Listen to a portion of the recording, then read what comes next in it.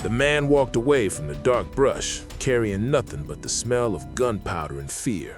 A hunter spotted a white plastic bag lying half buried along a quiet road near the beach. Inside were human bones and torn pieces of cloth.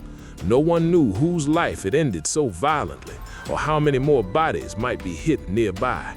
That single discovery shook the small town and started a chain of events that would lead all the way back to 1993. At first, police called the body Jane Doe. There were almost no clues. The bag had been left where few people walked. Days turned into weeks, and still no one could say who the woman was or why she had been killed. Families prayed for answers, but the answers did not come. Then, more remains were discovered along lonely roads and hidden marshes. Each discovery made the town more fearful, and detectives knew they were looking at something much bigger than one murder.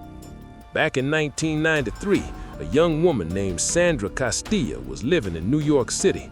One November evening, she vanished without a trace. At the time, it seemed like a small missing person case lost in the city's noise. People hoped she would come home, but weeks and months passed with no word. Years later, detectives realized Sandra's disappearance might be linked to the bags found near Gilgo Beach.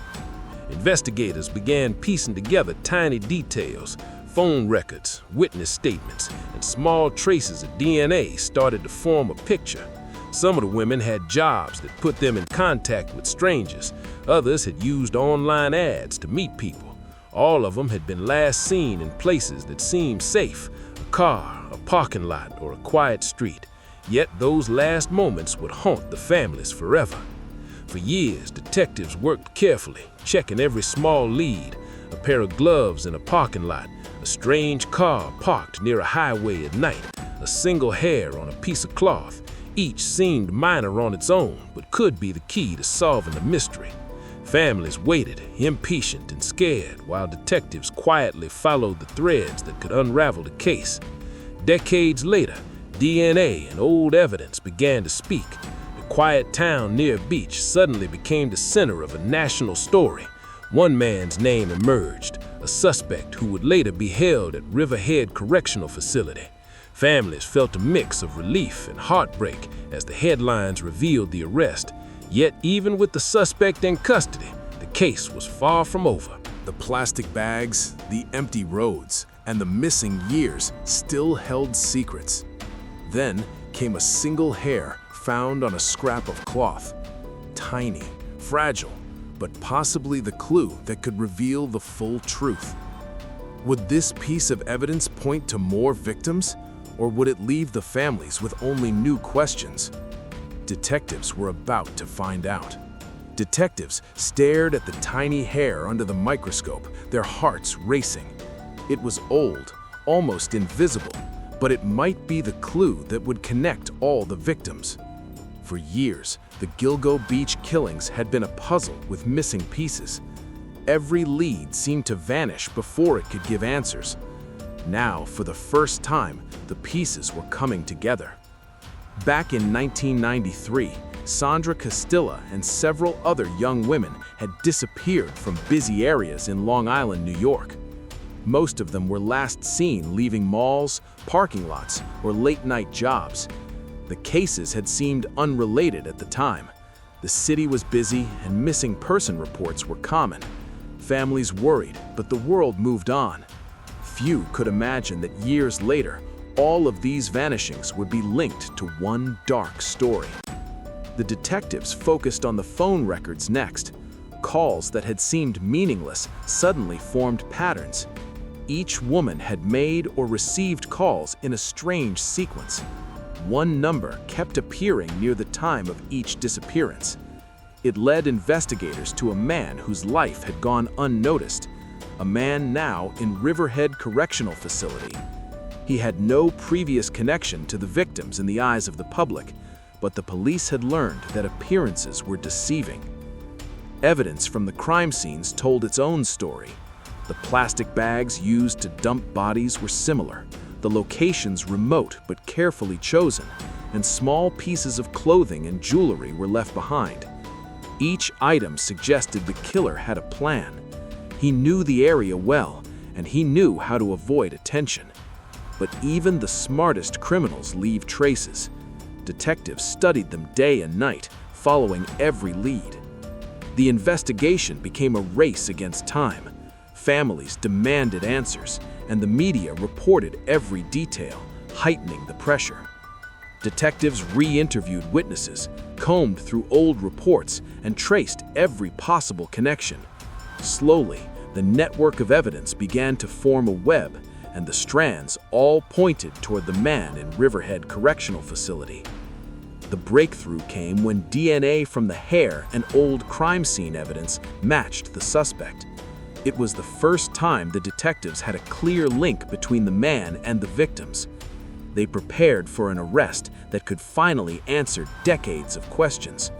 But even as the suspect was taken into custody, the detectives knew that finding him was only part of the battle. There were still unanswered questions.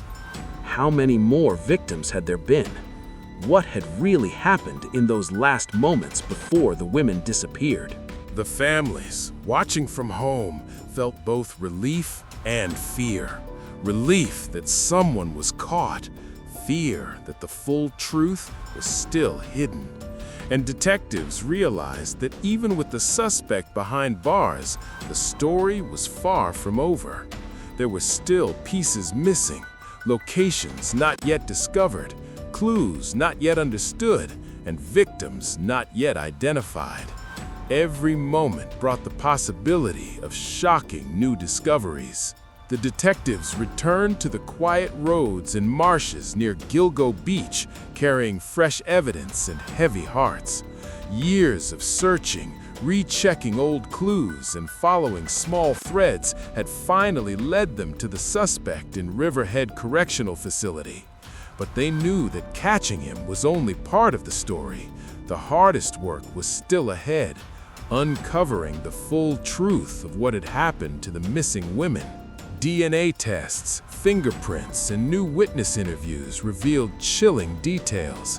The suspect had carefully planned the abductions, choosing victims in areas that seemed safe. Many of the women had been last seen leaving shopping malls, parking lots, or late-night jobs. He had studied patterns, routines, and schedules, which allowed him to disappear without being noticed. Even with all this planning, small mistakes, a hair, a piece of clothing, a witness's memory, eventually built the chain that led detectives to him. Families of the victims learned the shocking news slowly.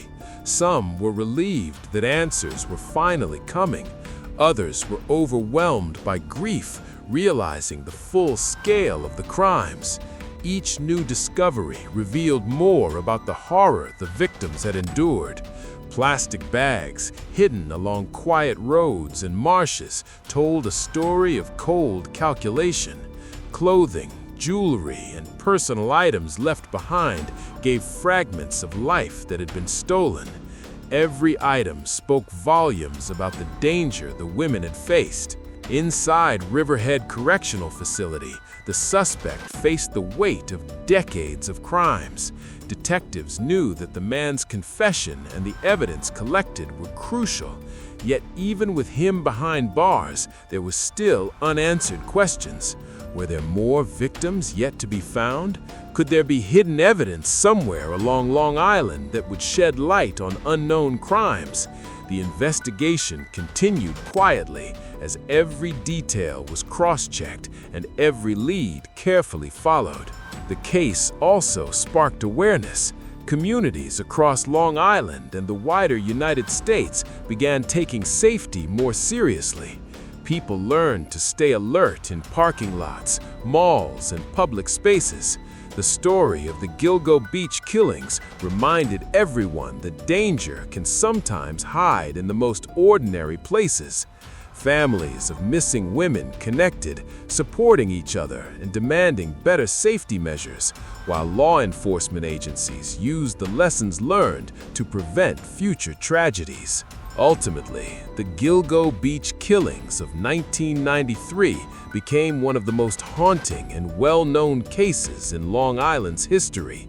The suspect remained in Riverhead Correctional Facility, serving time for his crimes, while detectives continued to ensure no victim's story would be forgotten.